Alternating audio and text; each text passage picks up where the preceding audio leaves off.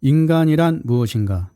심령과학에서는 인간은 육체 속에 유체, 영체, 신체를 갖고 있다고 보는 게 정설이다. 또한 유체는 육체와 일종의 에텔체로 된 끈으로 연결되어 있으며 이 끈이 육체에서 분리되는 순간에 죽음이 온다고 풀이하고 있다. 인간의 육체란 탄소형 생명체이며 유체를 포함한 나머지 에텔체는 일종의 전자파 에너지 생명체라고 본다. 이 우주에 에너지가 존재하는 한 생명이 끊어지지 않는 게 인간의 영혼에 해당되는 전자파 에너지 생명체이며 살아있는 인간의 육체 속에 갇혀있는 영혼은 육체를 통하여 생명 에너지를 공급받고 그 대신 유독가스를 경락을 통하여 몸 밖으로 내어보내는 것이다. 인간의 영혼은 육체의 도움을 얻어서 생명 에너지의 대사작용을 하며 재생을 통해 많은 경험을 쌓아 성장한다. 인간이란 수많은 재생 과정을 밟아서 마지막에는 신적인 존재로 진화되어 가게 되어 있는 불멸의 영혼을 가진 존재인 것이다. 오늘은 책 업장소멸을 통해 영혼과 윤회의 5가지 신비하고 충격적인 이야기들에 대해 공부해 보도록 하겠습니다. 업장소멸 안동민 편저 서은미디어 발행. 이것은 오늘 영상의 순서이오며 끝까지 시청하시고 영혼과 윤회에 대한 깊은 배움의 시간 되시기 바랍니다. 이승과 저승은 어떻게 다른가? 이승이란 우리들이 살고 있는 물질 세계를 말한다. 누구나 알다시피 첫째로 이곳에는 시간이라는 것이 있어서 과거에서 현재로 또 미래로 시간은 일방적으로 흘러가기 마련이다. 누구나 항상 현재에 존재할 뿐 과거로 돌아갈 수도 없고 또 미래로 갈 수도 없는 게 이승이다. 1800년대 초에 태어난 사람은 하나도 존재하지 않으며 지금 이 순간 2030년에 태어날 사람들은 단 한 명도 존재하지 않는 게 이승이기도 하다. 다시 말하면 시간으로 엄격한 테두리가 정해져 있는 게 이승이라는 이야기다. 그러나 사람들은 서로 뜻이 맞지 않아도 부모 자식이 될 수 있으며 부부가 될 수도 있는 것이 이승이라면 저승은 그렇지가 않다. 서로 뜻이 맞는 사람들끼리 모여 살 수 있는 게 저승이고 5000년 전에 죽은 사람도 어제 죽은 사람도 또 아직 태어나 본 일이 없는 사람들도 뜻만 같으면 서로 만날 수 있는 게 저승이라고 한다. 이것을 보면 저승은 시간이 존재하지 않는 세계임을 알 수가 있고 서로 모두가 텔레파시 능력이 있는 점이 텔레파시 능력이 없고 언어를 의사소통의 방법으로 쓰는 이승과는 전혀 다른 세계라고 할 수 있다. 또한 무엇보다도 다른 것은 이승은 물질과 마음이 한데 섞여 있는 데 비해 저승은 마음만이 존재하는 세계라는 것이 큰 차이점이 아닌가 생각이 된다. 식물이나 동물에게도 영혼이 있는가? 식물이나 동물에게 영혼이 있는가 없는가 하는 질문에 대해서 대답하기 전에 인간의 영혼에 대한 보충 설명부터 하는 게 좋을 것 같다. 지난 100년 동안 심령과학이 연구해서 밝혀놓은 바에 의하면 인간의 육체에는 사문 700이 깃들이고 있으며 이 가운데 사문이란 사혼, 언혼, 황혼을 뜻하며 700은 육체의 7가지 중요한 기관에 작용을 맡고 있고 사혼은 생각하는 능력, 언혼은 말하는 능력, 황혼은 생명력을 맡고 있다고 했다.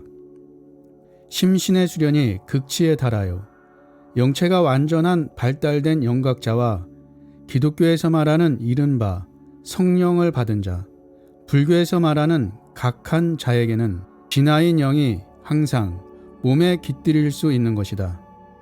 우리 한국과 일본이 바다를 사이에 두고 따로 떨어져 있으나 그 밑은 해저에서 하나로 연결되어 있듯이 각자의 영, 즉 진화는 모두 하나로 맺어져 있으며 또한 우주의식 속에 포함이 되어 있는 것이다. 식물이나 동물에게도 물론 혼은 있다. 또한 영도 있다고 보아야 할 것이다.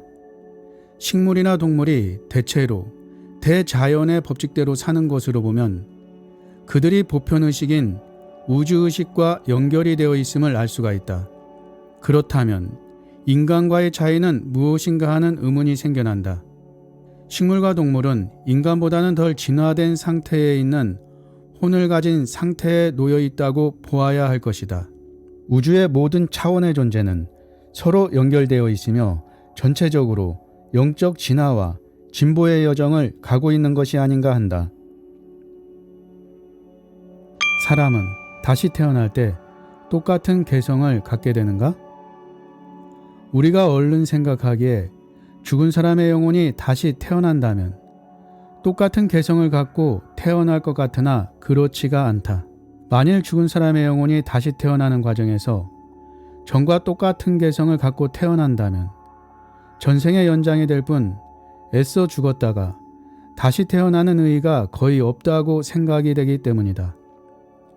필자가 알기에 사람의 영혼은 재생하는 과정에서 불령도 하고 또 저승에서 여러 영혼과 합체가 되어서 복합령으로 태어나기도 하지만 그보다도 더 중요한 것은 재생하는 영혼에게 새로운 육체를 만들어주는 부모가 그들의 개성과 육체적인 특징에 영향을 준다는 사실을 잊어서는 안 된다.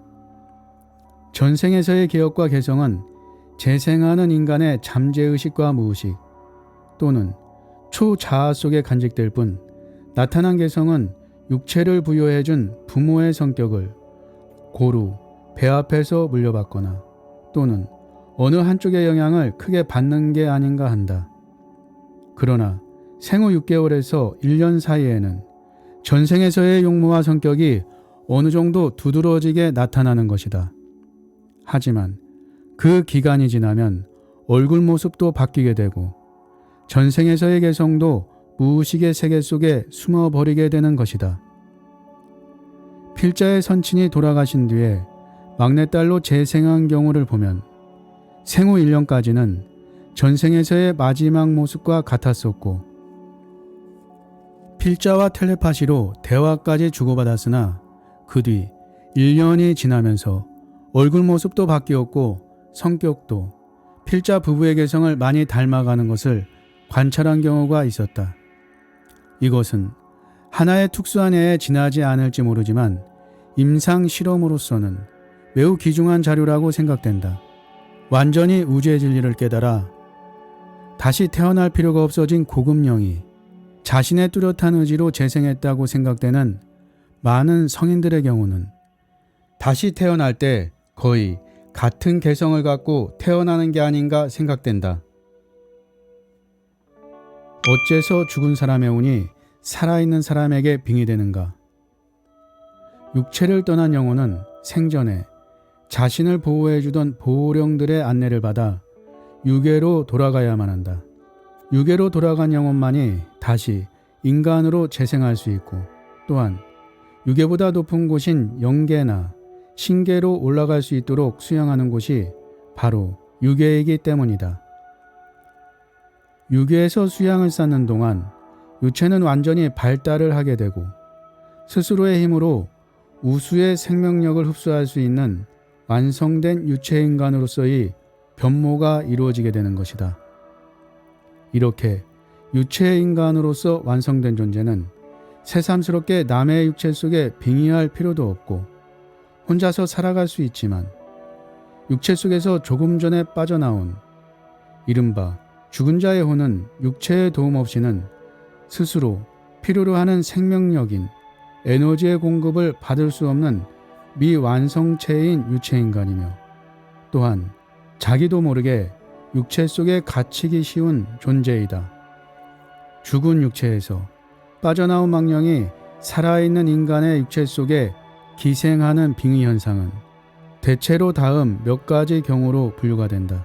첫째는 죽은 사람에 대한 살아있는 가족들의 지극한 애착심이 육체 속에 빨려 들어가기 쉬운 미완성체인 유체를 몸속으로 끌어들이는 경우이다.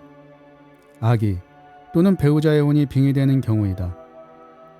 다음은 원한을 가진 망령의 고의에 의한 빙의 현상을 둘 수가 있다.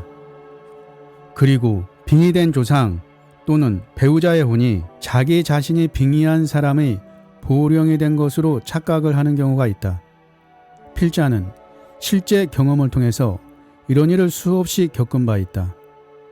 보령인 줄 착각을 하고 있는 빙의령은 본질적으로 선의를 지닌 존재이기에 쉽사리 재령이 되지만 죽은 이에 대한 애착심과 죽은 사람이 살아있는 가족에 대한 애착심의 파장이 서로 맞아서 빙의가 된 경우는 두 편에게 다 같이 우주의 법칙을 납득시켜서 천리를 따를 마음을 일으키게 하지 않고서는 재령은 힘이 들게 마련이다.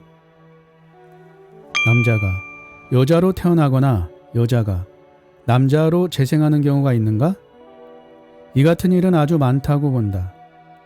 남자로서 아내를 비롯하여 많은 여성들을 괴롭히고 아무런 반성도 없었던 사람들은 자타여일이라는 우주의 진리를 배우기 위하여 틀림없이 다음에는 여성으로 태어나게 된다.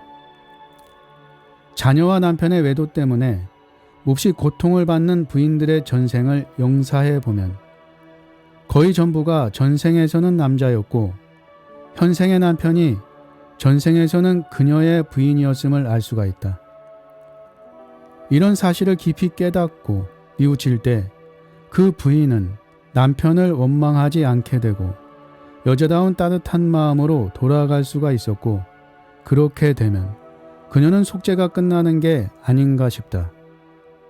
왜냐하면 대개의 경우 부인의 태도가 바뀜에 따라서 그 가족들의 부인에 대한 태도가 달라지게 마련이고 남편도 다시 가정으로 돌아오는 게 대부분의 경우이다. 반대로 전생에서 여성으로서 모든 고난을 겪을 대로 겪은 나머지 남자가 되기를 간절히 원한 여성들은 대개 재생되는 과정에서 남자가 되는 게 아닌가 한다.